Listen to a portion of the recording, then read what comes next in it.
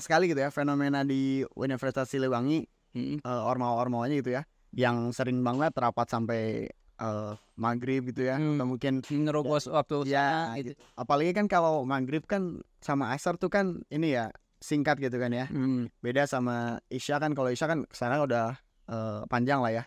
Jadi sering-seringnya itu waktu-waktu asar terus maghrib itu diterobos, atau mungkin ada waktu tapi cuma berapa menit gitu ya. Namanya tapi kok nggak sesuai namanya gitu pergerakannya gitu. Jadi kayak manusia kok kayak bukan manusia gitu. Kita juga kan mendakwahi, bukan mendakwahi orang soleh gitu ya.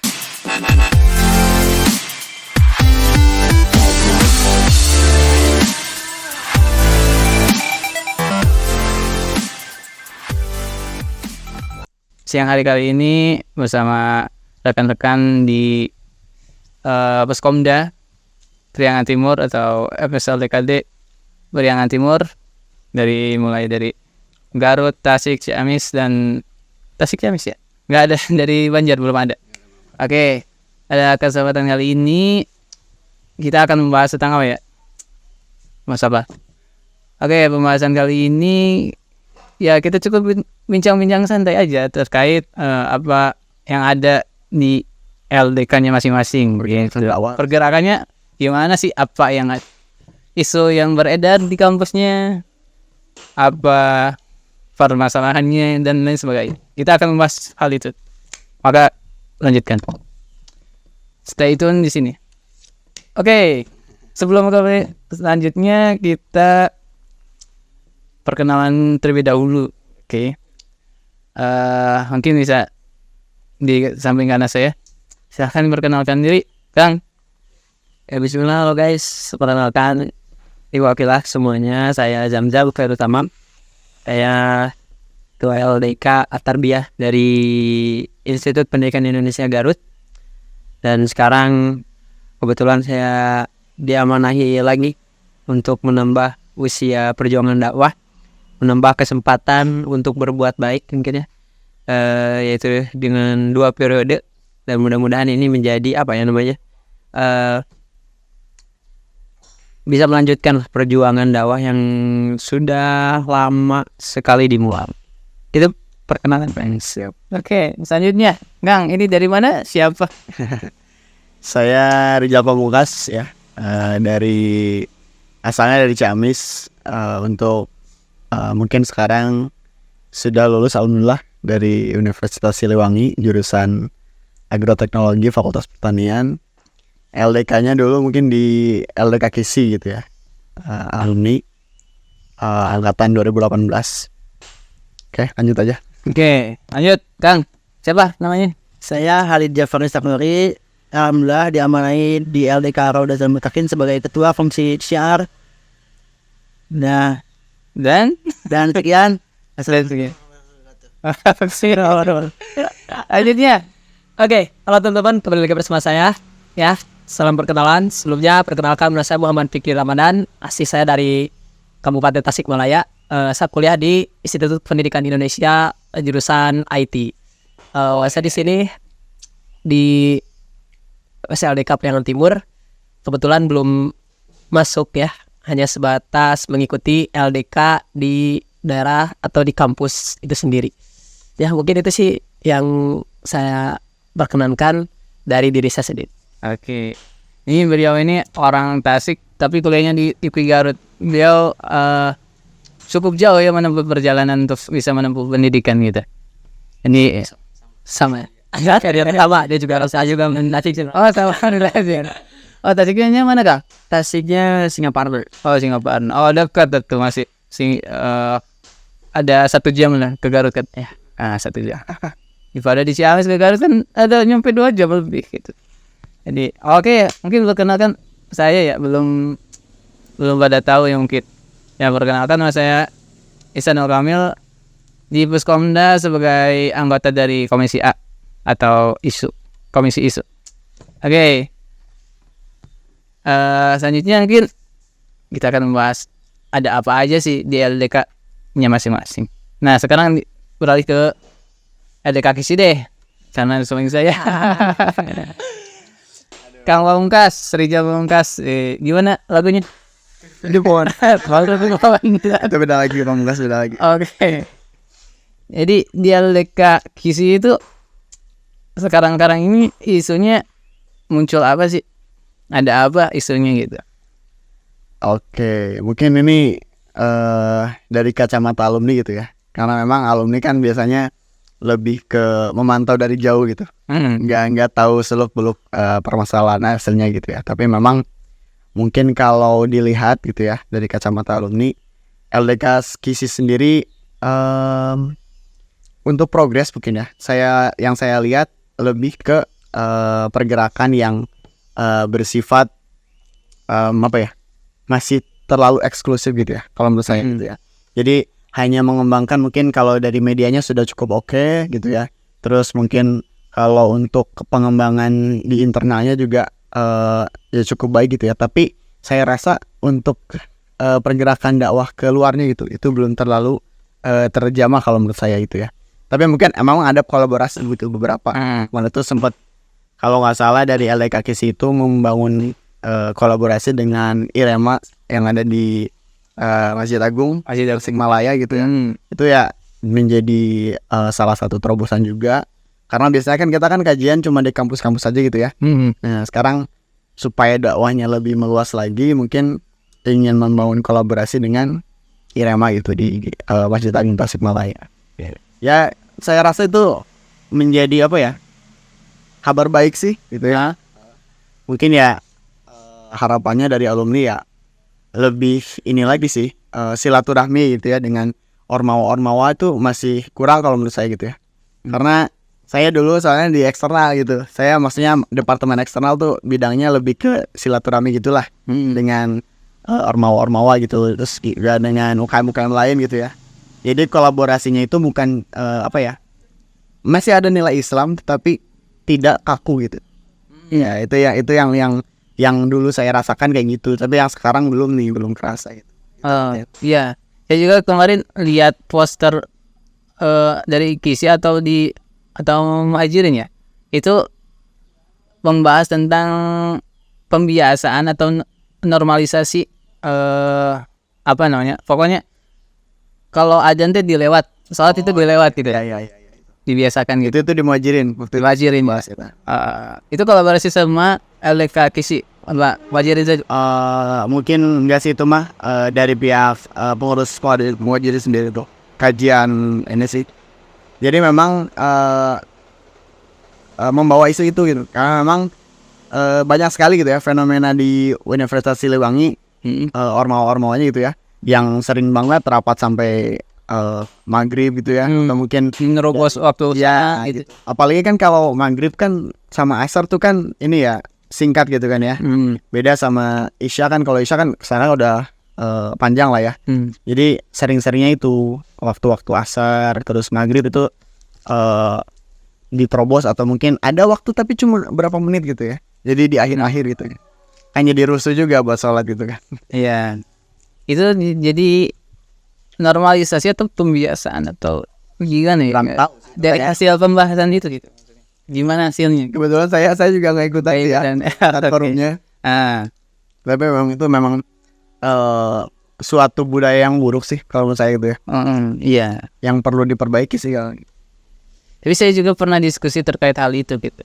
Jadi kan ada yang bertanya, itu kan misalkan kalau lagi ngaji atau majlis taklim atau menuntut ilmu terus azan, apakah dilanjutkan atau dipending dulu, salat dulu.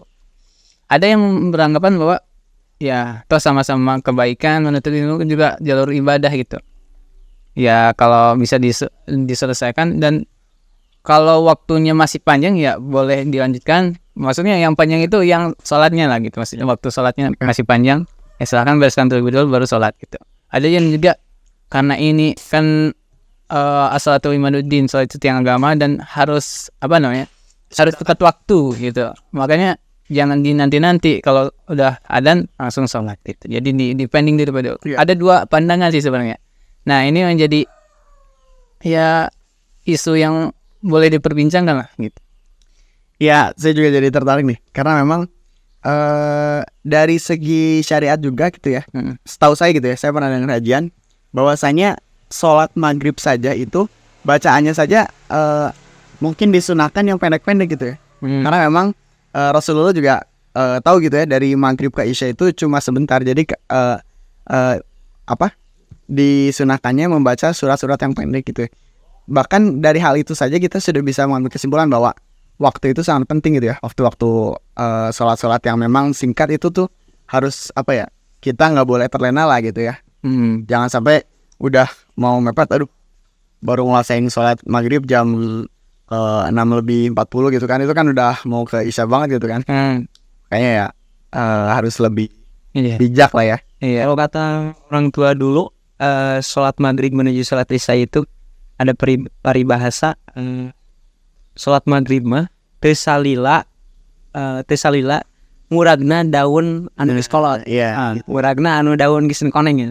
Dalam artian bahkan mungkin daun yang udah mulai jatuh gitu dari pohonnya itu terlalu cepat daripada waktu maghrib ke isya. Saking gak kerasanya waktu maghrib.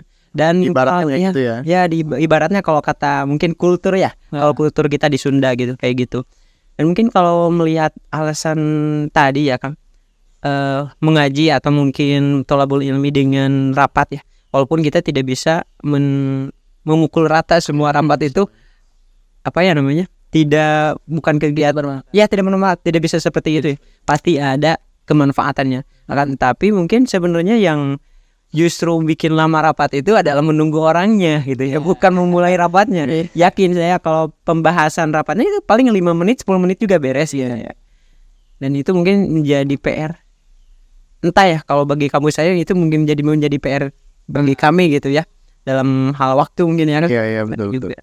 Ya, seperti di surat jam 6 mulai rapatnya jam 7 karena yang datangnya telat, jam 7 baru pada datang gitu ya.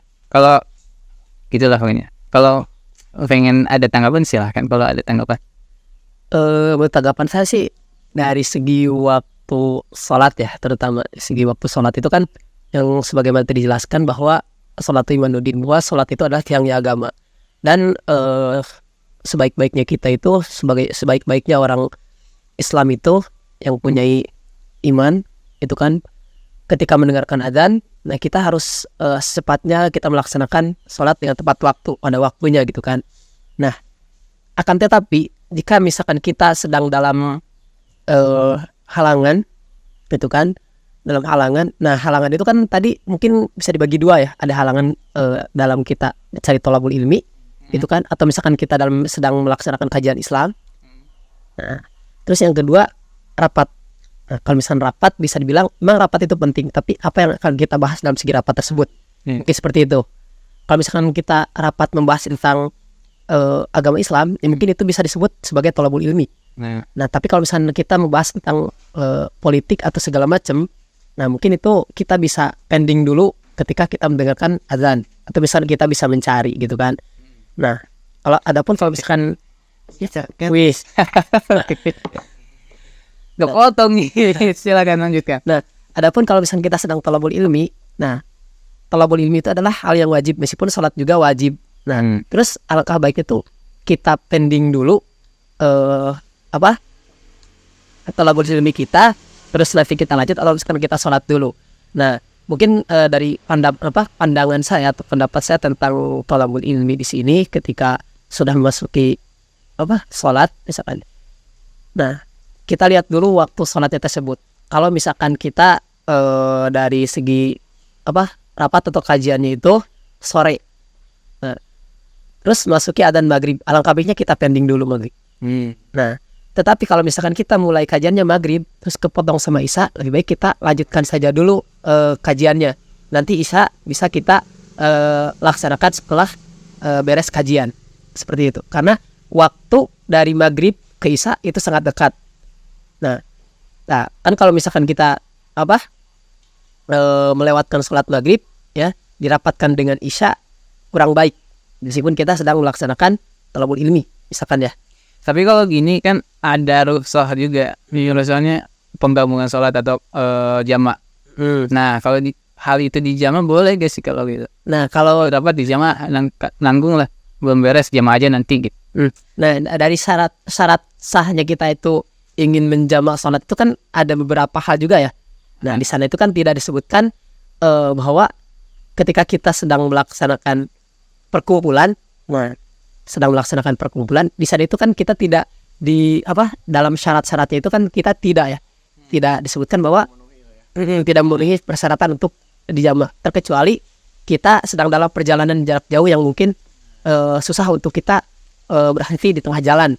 Seperti itu mungkin contohnya, analogisnya seperti ini. Kita ingin ke Bali menggunakan pesawat. Nah, kita berangkat jam 10, nyampe misalkan jam 5. Nah, antara zuhur dan asar itu alkabiknya kita satukan saja. Nah, dijamak gitu kan. Nah, itu berarti kita tuh melaksanakan itu sah kan, karena kita memenuhi syarat, karena takutnya di jalan itu nanti kita susah untuk melaksanakan sholat. Seperti itu. Mungkin lebih baiknya kita jamak saja. Seperti itu mungkin analogisnya atau contohnya. Tapi kalau misalkan kita contoh nih seperti ini, kita sedang berkumpul, nah itu menurut saya itu karena emang kita masih bisa dipending aja dulu, nanti kita lanjutkan. Mungkin seperti itu. Iya. Oke, ya, tanggapan beliau seperti itu. Mungkin udah Bang Alin ada tanggapan nggak? Siapa banget ya?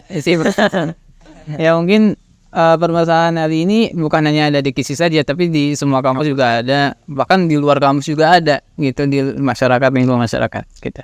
Jadi hal ini jadi bisa dikatakan hal-hal yang perlu didiskusikan sehingga menghasilkan suatu solusi gimana baiknya gitu. Jadi ketika ada hal tersebut tidak mubazir lah, tidak ternyata padahal mah gini loh gitu, seperti itu. Karena kan sudah dikaji, ternyata ada hasilnya gini dan lebih baik ini, maka akan lebih baik lakukan seperti itu gitu. Nah, mungkin selanjutnya mungkin isu yang beranjak ke isu selanjutnya gitu ya. Isu selanjutnya mungkin kita berangkat jauh-jauh lah. Nah, sekarang lokasinya di Ciamis nih. Kita berangkat yang lebih jauh lah, di Garut lah. Di Garut gimana kondisinya gitu?